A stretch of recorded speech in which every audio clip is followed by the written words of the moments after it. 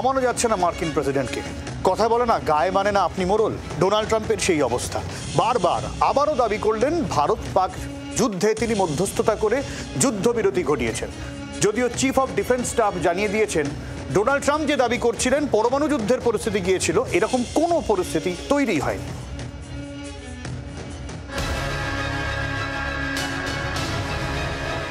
শুক্রবারই মার্কিন প্রশাসন ডজি থেকে পদত্যাগ করেছেন ইলন মাস্ক। সেই প্রসঙ্গেই হোয়াইট হাউসের ওভাল অফিস থেকে সাংবাদিকদের প্রশ্নের উত্তর দিচ্ছিলেন প্রেসিডেন্ট ট্রাম্প। সে সময় ভারত পাক সংঘাতের প্রসঙ্গ উঠে আসে তার মুখে। যুদ্ধবিরতিতে রাজি হওয়ার জন্য নয়াদিল্লি এবং ইসলামাবাদকে ধন্যবাদও জানান তিনি।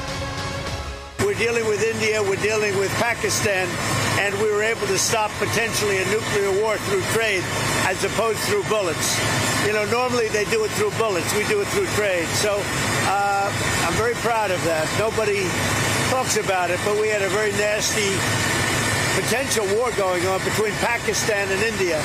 And now if you look, they're doing fine. অর্থাৎ বাণিজ্য বন্ধের হুঁশিয়ারিতেই যুদ্ধ বন্ধের তত্ত্বে অনড় মার্কিন প্রেসিডেন্ট।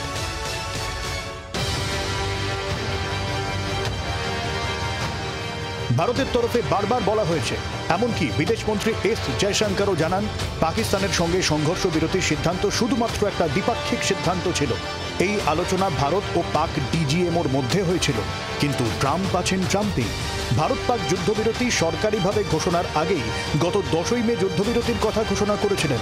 তারপর থেকে লাগাতার একই সুর। রাশিয়া ইউক্রেনের যুদ্ধবিরতি থামাতে ব্যর্থ হয়েছেন ট্রাম্প। ইসরায়েল প্যালেস্টাইনের যুদ্ধ জারি। এই অবস্থায় গায়ে মানে না আপনি মোড়ল হয়ে ভারত পাকিস্তান নিয়ে একই কথা বলে যাচ্ছেন মার্কিন প্রেসিডেন্ট। এখানেই বিরোধীরা প্রশ্ন তুলছে, ট্রাম্প এই কনফিডেন্স পাচ্ছেন কি করে, বারবার একই কথা বলছেন কি করে? বন্ধুর এই বাড়াবাড়িতে কেন চুপ নরেন্দ্র মোদী?